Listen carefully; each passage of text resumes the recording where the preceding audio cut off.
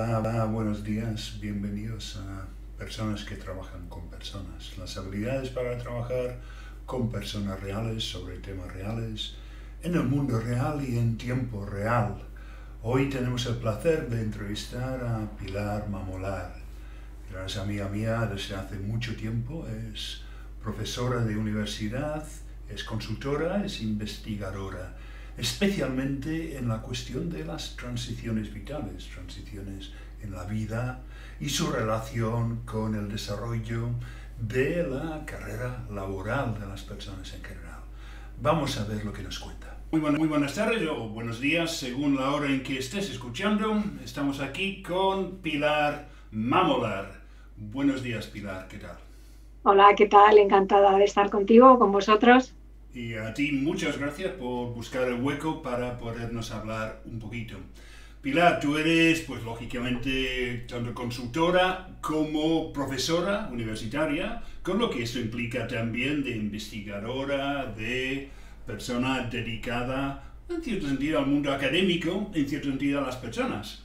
Y como esta serie de entrevistas tiene por título Personas que trabajan con personas, me interesaba especialmente escuchar desde tu punto de vista, tanto como consultora, coach, como profesora universitaria, como investigadora, pues cómo es tu manera de entender el trabajo con personas. ¿Cuáles son los desafíos que se te presentan? ¿Cuáles son los premios, las gratificaciones, los gustos que te puede proporcionar? Así que si inicialmente nos comentas un poco tu vida y, si es posible, milagros también.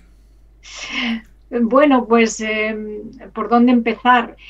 Pues la verdad es que esta motivación de trabajar con personas siempre ha estado ahí. No recuerdo desde cuándo, no. Pues no sé, desde la elección de la carrera, yo estudié Filosofía y Ciencias de la Educación, me interesaban los problemas fundamentalmente humanos, ¿no? Hasta luego, pues mi actividad profesional, ¿no? Mi actividad profesional ha estado siempre unida al desarrollo de las personas, bien trabajando en línea con empresas, bien trabajando en consultoría, formando parte de consultoras o bien trabajando como ahora trabajo en red, ¿no? Con otros profesionales para abordar también proyectos, ¿no? de empresa, ¿no? Pero de empresas, al final las empresas son las personas y lo que me interesa es pues comprender un contexto empresarial y comprender sobre todo pues las necesidades que tienen las personas en cualquier contexto, ¿no?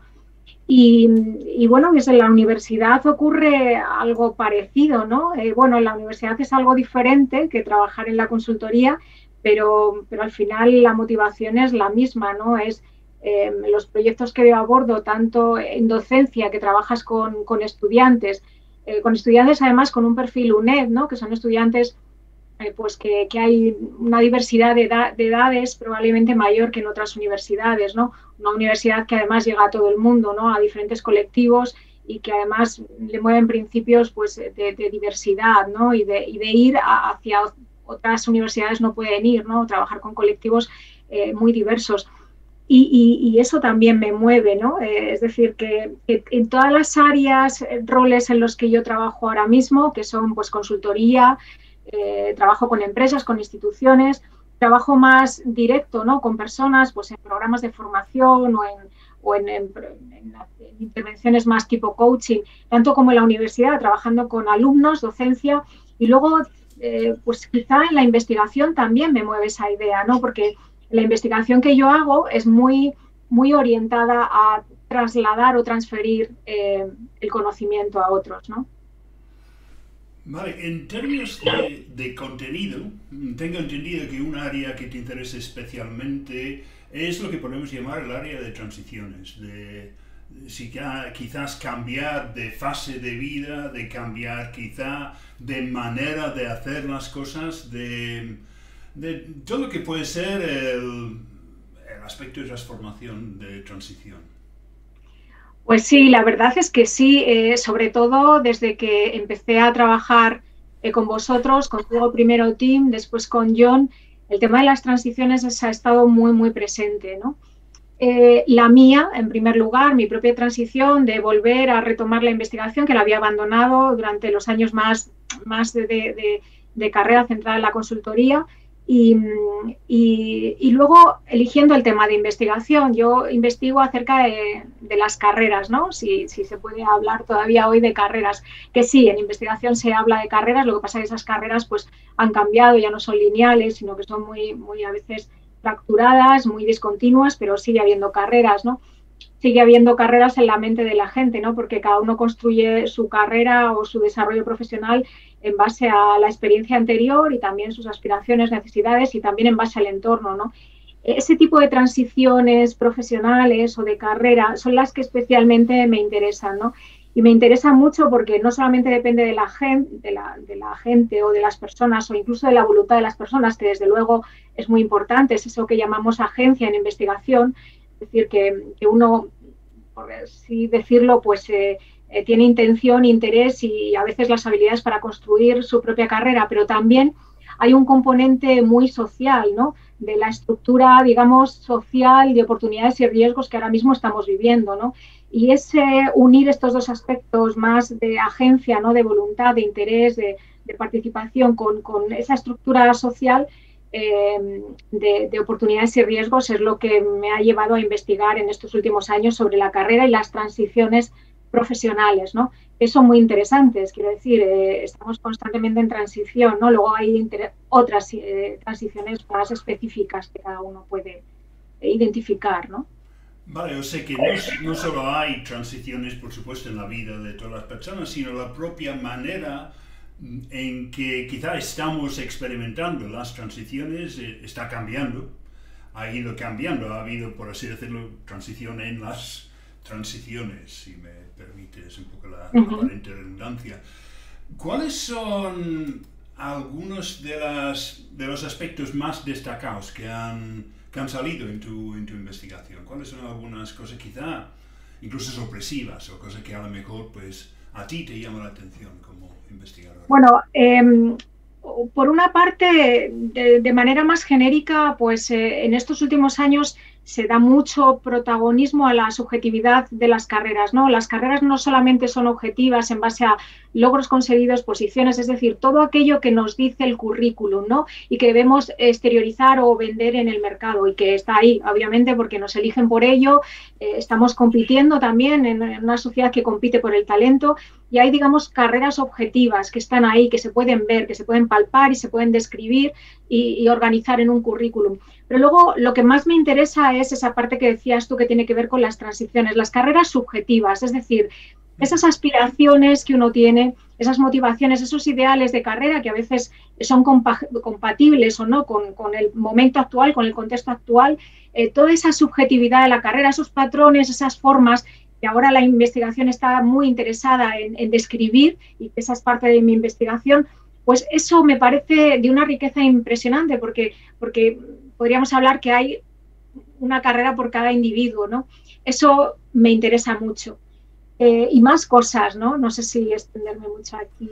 No, es que es muy, muy interesante esta idea de la carrera subjetiva, ¿no? En el sentido de quizás en la época actual, con toda la gran renuncia que supuestamente está ocurriendo, que hay muchas personas que de alguna manera están cuestionando la propia forma en que entendemos lo que es ser profesional, en lo que entendemos lo que es el trabajo, lo que estamos buscando, quizá de qué manera conseguimos valor con lo que estamos haciendo, quizá el sentido de cómo encaja con quiénes somos, con quienes entendemos que somos y con ese sentido cómo podemos ir siendo. ¿Cuál es tu manera de entender toda esta cuestión de la gran renuncia por una parte, de esa especie de revaloración de lo profesional? ¿Cómo lo ves? De una complejidad enorme. Y yo creo que esta es la primera cuestión que deberíamos darnos cuenta, de una complejidad enorme, porque cuando nos dicen que nos tenemos que reinventar, es importante saber qué realmente nos están diciendo.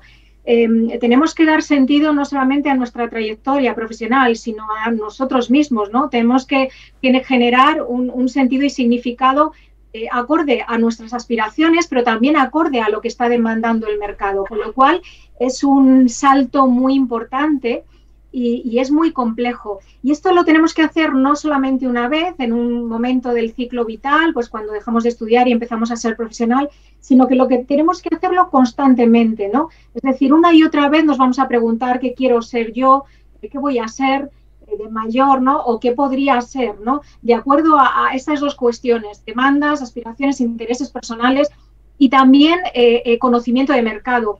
Y fíjate, te diría, y a lo mejor esto puede ser un poco incómodo, ¿no? Pero durante mucho tiempo, durante unos años, digamos que este tipo de investigación ha venido muy influido por el humanismo, que está muy bien y que yo participo de toda esta corriente, ¿no? Pero ha estado muy centrado solamente en lo primero, ¿no? En las aspiraciones, necesidades, intereses, ideales de la persona, ¿no? Y quizá ha tenido menos en cuenta pues cuáles son esa estructura que te comentaba antes de oportunidad de riesgo del mercado en el que nos movemos, ¿no? Entonces, yo creo que estamos en un momento complejo, pero también muy interesante desde el punto de vista de qué podemos hacer nosotros como individuos y qué podemos hacer los que nos dedicamos a la orientación profesional o orientación para la carrera, ¿no? Porque realmente lo que queremos es que el individuo participe de una estructura social, no simplemente se acomode o se ajuste a un puesto, ¿no? Esto es muy, muy interesante. Entonces, ¿cómo hacerlo? Pues desde luego hay una necesidad de volver a uno mismo, de hacer una actividad introspectiva, de investigación acerca de uno mismo, de cómo va cambiando a lo largo del tiempo, es decir, que cómo va cambiando ese yo de antes al yo en curso, ¿no? Y conocimiento mucho y claramente del mercado, de las oportunidades y riesgos que nos encontramos ahora. Vale, ahora una pregunta quizá un poco capciosa, que es, como has estado hablando de yo, de quién soy yo, de lo que a mí, etcétera, etcétera, a mí me ha hecho pensar un poco en la figura de la persona independiente que trabaja, es decir, la famosa figura del autónomo, que claro, que está siempre sujeto y objeto de mucha polémica, de diferentes tipos, de mucha discusión, de mucho interés. Claramente hay más énfasis quizá en el trabajo de los autónomos en la economía, por lo menos de aquí y probablemente en bastantes países, que antes, y la propia naturaleza de cómo es el trabajo autónomo. ¿Cómo es tu manera de entenderlo? ¿Cómo es tu manera de entender esta cuestión? Pues en primer lugar son nuestros verdaderos héroes, ¿no? Es decir, que haya tantos autónomos como hay responde a unos cambios estructurales, sociales y económicos claros, ¿no? Entonces, para mí es un héroe que de alguna manera, por medios propios, eso es, de manera autónoma, ha ido aprendiendo muchísimo y que hoy por hoy, según nuestra investigación, por ejemplo, está en mejores condiciones de transitar hacia otros trabajos, otros roles profesionales, afrontar mejor la estructura de riesgos y oportunidades que decíamos antes, incluso en mejor sentido que los asalariados, ¿no? Es decir, que los autónomos de hoy, pese a todo, pues están constantemente y lo necesitan porque están aprendiendo a hacerlo con muy pocos recursos, digamos, con muy pocos recursos prestados, ¿no? Es decir, que hay muy poca ayuda con respecto a cómo transitar sucesivamente una y otra vez a través de los distintos puestos y roles, ¿no? Entonces, pues los autónomos lo hacen pues casi como pueden, ¿no? Y es un peso muy grande, pero yo creo que lo estamos haciendo bien, ¿no? Me incluyo porque yo también estoy dentro de esa figura de autónomo. Ahora bien, creo que deberían de brindarse muchas más ayudas de las que se hacen, ¿no? Igual que las empresas tienen sus propios procesos de reciclaje, ¿no? De upskilling, de reskilling y bueno, pues de alguna forma recursos, ¿no? Para que las personas se desarrollen. Los autónomos no las tienen, ¿no? Han de hacerlo por sí mismos. Y en tu faceta de formadora, en tu faceta de educadora, en tu faceta de profesora, ese aspecto de reskilling, de skilling, quizá de ayudar a tus alumnos no únicamente a entender cierta temática, sino también a desarrollar la propia capacidad de autodesarrollo, si quieres, aprendizaje autocreado, en ese sentido porque claro, una cuestión es la muy manida quizá noción de aprendizaje a lo largo de la vida, pero muchas veces acaba siendo como nuevos contenidos. Pero entiendo que personas como tú estáis en una situación de poder proporcionar las propias habilidades para que ese aprender a lo largo de la vida sea una realidad y no meramente un eslogan que en cierto sentido se puede repetir. ¿Cómo ha influido entonces tu investigación, tu conocimiento de transiciones, de esta cuestión de carrera subjetiva y otras ideas muy sugerentes que has comentado? ¿Cómo ha influido en tu labor docente, tu labor de profesora? Absolutamente, de manera que no separo muchísimo una cosa de otra. Es decir, lo mismo que recomendaría a cualquier persona en transición es lo que realmente recomiendo a mis alumnos, ¿no? Y tienen que ver con algunas de las dimensiones que he trabajado en este estudio. Una, fíjate, yo destacaría, ¿no? En relación a lo que estamos hablando y a tus preguntas, es el compromiso con el desarrollo, no tanto el compromiso con el puesto, ni siquiera con la profesión. Es decir, nuestras profesiones van a cambiar a lo largo del tiempo, cuando no nuestros roles profesionales, ¿no? Entonces, digamos que lo que se requiere es estar comprometido, pero con el propio desarrollo, con la propia evolución. Este es un vínculo diferente del que teníamos antes. Estábamos mucho más vinculadas a una empresa, al ejercicio de un rol, ¿no? A una actividad, a una profesión. Yo creo que esto va a cambiar y esto se lo digo incluso a la gente más joven, ¿no? Porque es verdad que mantengan ese compromiso activo con el desarrollo a lo largo de la vida. Y luego también el poder crear a lo largo del tiempo, no una vez, sino muchas veces, pero crear algún sentido de dirección, ¿no? De hacia dónde ir en este momento, con las circunstancias que tengo, con la situación que hay, en el entorno en el que me muevo, ¿no? Pero crear algún sentido de dirección que de alguna manera me comprometa, ¿no? De hecho, estas dos dimensiones de dirección, o sentido de dirección, o sentido de hacia dónde ir y compromiso con el desarrollo son las dos dimensiones que más correlaciones han tenido en nuestro estudio, en nuestra investigación. Es fascinante esa idea del compromiso con el desarrollo, porque incluso podría sonar un poco entelequia, pero entiendo que es algo, como decías tú antes, muy real. Es decir, que hay un sentido de desarrollo en un mundo real con las situaciones reales que están ocurriendo.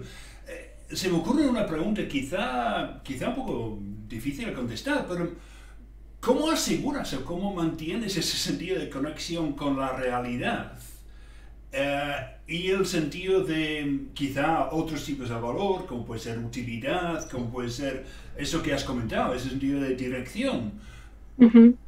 ¿Cómo se hace? Es muy interesante esta pregunta y no, efectivamente no es fácil de contestar, pero fíjate, yo volvería, y esto también es un principio muy de DBM, volvería a la experiencia, es decir, no a la entelequia, es decir, puedo tener una aspiración, un ideal de carrera, pero ¿qué es lo que realmente me gusta hacer en mi vida, en mi día a día? Porque estamos viendo que a veces transiciones se producen pues un poco conectando con lo que la persona no solamente es, sino le gusta hacer, disfruta haciendo.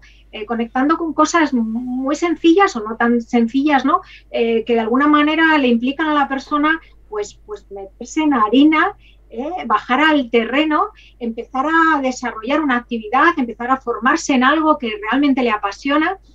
Ojo, siempre contextualizando, ¿no? Siempre en contacto con las demandas del mercado, porque esto también es muy importante, con las oportunidades, con los riesgos, y a veces uno puede hasta desafiar al mercado, ¿no? Es decir, puede de alguna manera distinguirse, ¿no? De lo que ya hay, pero siempre integrándose en lo social, no de manera aislada, y siempre volviendo al terreno, ¿no? Volviendo a qué puedo hacer, qué me gusta hacer. Es verdad que hay periodos, pues, como un poco de necesito pensar conmigo misma y necesito reflexión para mí, ¿no? Pero no olvidar que esa reflexión tiene que volver a la acción, volver a hacer cosas.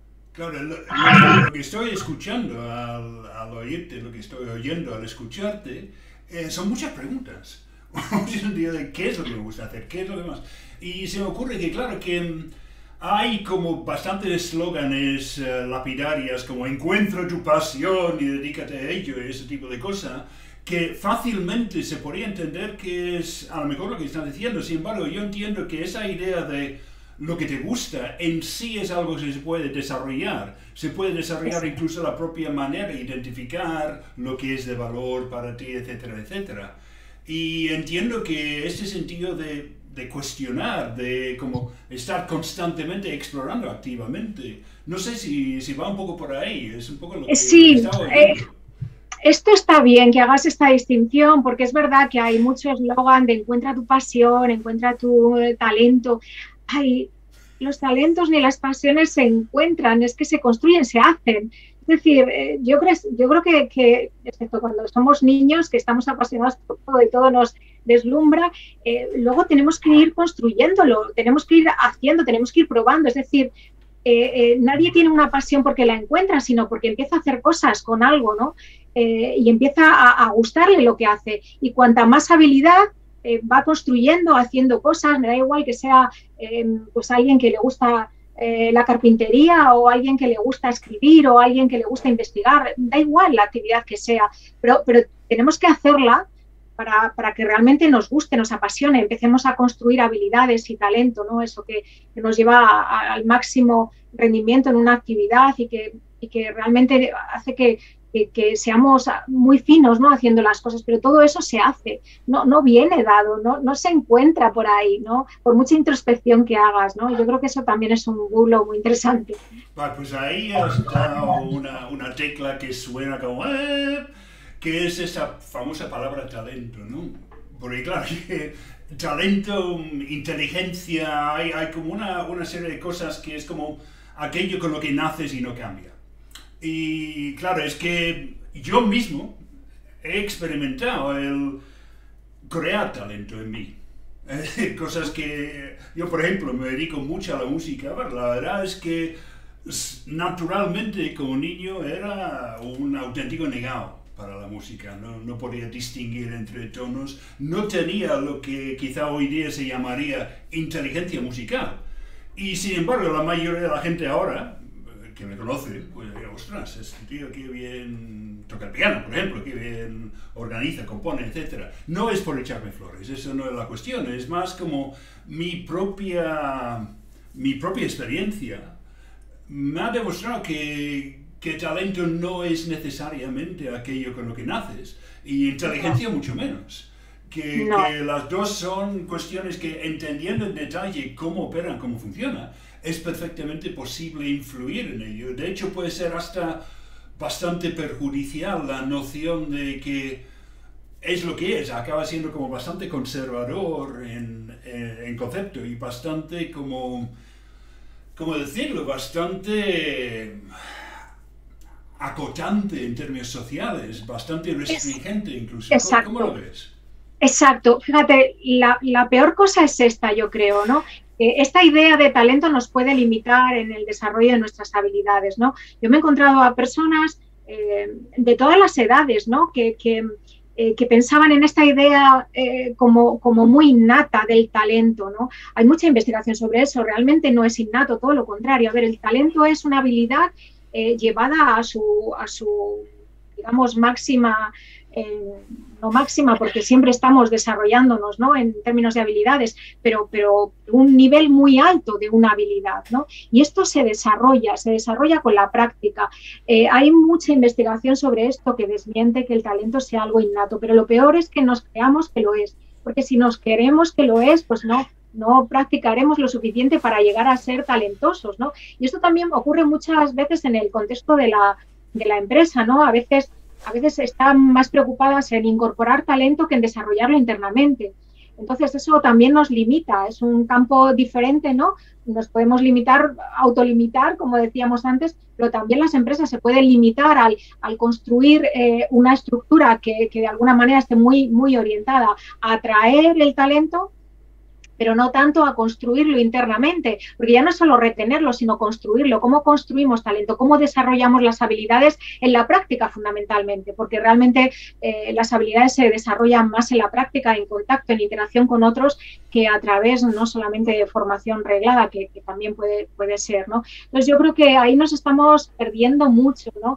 Y el talento simplemente es eso, una habilidad o conjunto de habilidades llevadas a un nivel muy alto. Y creo que a todos nos ha pasado esto que cuentas tú, esta experiencia de no ser talentosos para nada en una habilidad, sea, por ejemplo, la escritura, sea la música, sea, pues, no sé, algún tipo de deporte, por ejemplo, y poco a poco ir creciendo. De hecho, nuestras habilidades, yo siempre que he trabajado cuestiones de talento, siempre recurro a estos ejercicios experienciales que hemos trabajado tanto en DBM, siempre recurro a este tipo de experiencias para ver cómo ha ido creciendo, desarrollándose una habilidad.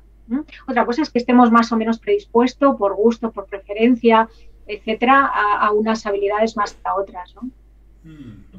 Vale, pues ya lo has mencionado 2, 3 veces, esas siglas fatídicas, ¿no? DBM, es Developmental Behavioral Modeling, la metodología desarrollada por John McWhorter, por el psicólogo escocés.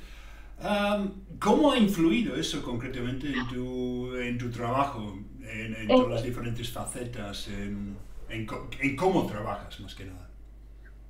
Pues ha influido todo, o sea, todo, te diría, bueno, pues hice la formación completa, empecé contigo, ya sabes, una inmersión total de fines de semana y luego seguí con el Systemic. Todo en el sentido de que incluso en términos de contenido, en el Systemic, haciendo precisamente un ejercicio experiencial de conectar presente, pasado y futuro, algo que los orientadores profesionales, pues, manejamos y mucho, ¿no? Pero bueno, fue uno de estos ejercicios muy, muy intensos, además muy colaborativos, porque trabajamos en grupos pequeños y la verdad es que fue muy interesante este ejercicio, pues me conectó con esta actividad que había de alguna manera abandonado un poco, porque yo, la universidad ha estado muy presente desde que empecé a trabajar, pero bueno, sí que había abandonado. Pues ya ahí me conecté con temas de investigación, con volver a retomar el doctorado, etcétera. Y luego, en términos más concretos, por ejemplo, de la investigación, un investigador está sometido bueno, pues a la exploración, a la observación de un montón de teorías, ¿no? No solamente teorías fundamentadas en conceptuales, ¿no? Sino teorías fundamentadas en la práctica. Entonces, DBM en concreto me ha servido mucho para modelar teorías, para identificar los huecos, para ver dónde se podía aportar, para ver qué nos aportan, ¿no? Entonces, bueno, yo me llevo muchísimas cosas. Luego, en la práctica profesional, a nivel de consultoría, contamos con modelos universales, modelos que son capaces de describir, no prescribir, que es muy importante, describir cosas tan complejas como el liderazgo, por ejemplo, que con 4 distinciones muy claras, pues de alguna manera nos da una variabilidad para investigar el modelo del cliente increíble, ¿no? A mí me parece de una belleza que me emociona, me sigue emocionando y sigo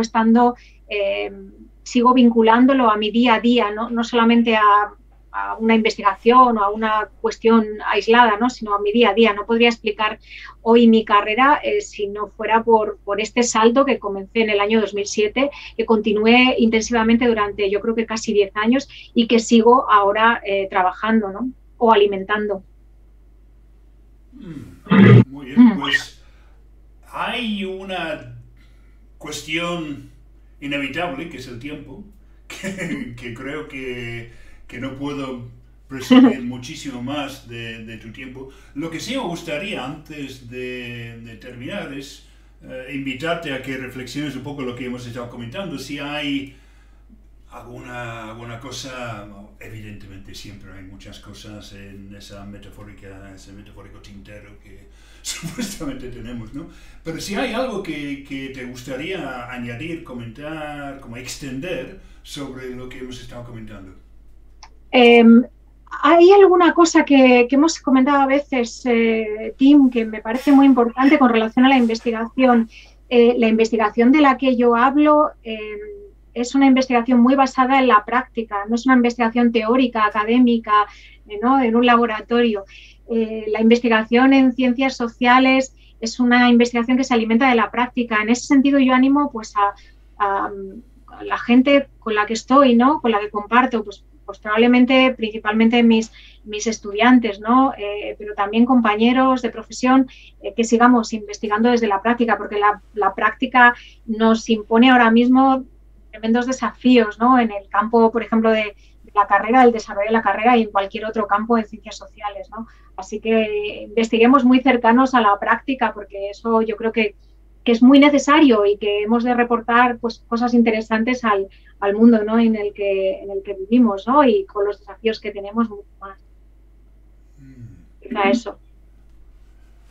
Efectivamente, que al final lo que podemos modelar es la experiencia que tenemos de cualquier cosa. O sea, hay mucha gente que tiene como esa noción de que directamente estamos pudiendo investigar fenómenos, pero claro, que antes del fenómeno hay nuestra experiencia de ese fenómeno y lo que podemos compartir con otros. Y comparto al 100% esta cuestión que has comentado, ¿no? La importancia de la práctica, la importancia de la experiencia, en definitiva, incluir realidad, más que seguir las conclusiones ya organizadas, ya creadas, el canon, que lamentablemente en muchas disciplinas se está haciendo cada vez más restrictivo, cada vez más difícil de ir más allá de lo que es lo establecido, por así decirlo. Es irónico que al mismo tiempo tenemos una vida tan llena de posibilidades, tan llena de novedades y en cierto sentido, por así decirlo, epistemológicamente tan restrictivo, tan reducido. Es como mucha tecnología y poca ciencia, se podría decir, o cuestiones por el estilo, ¿no? Me resulta interesante. En todo caso, Pilar, muchísimas gracias, como siempre, muy estimulante, muy interesante hablar contigo. Y espero que más adelante podamos volver a hacer una entrevista o algo parecido. Lo mismo digo, Tim, es un gusto, más que entrevista, es explorar cosas contigo y me encanta, me encanta. Gracias.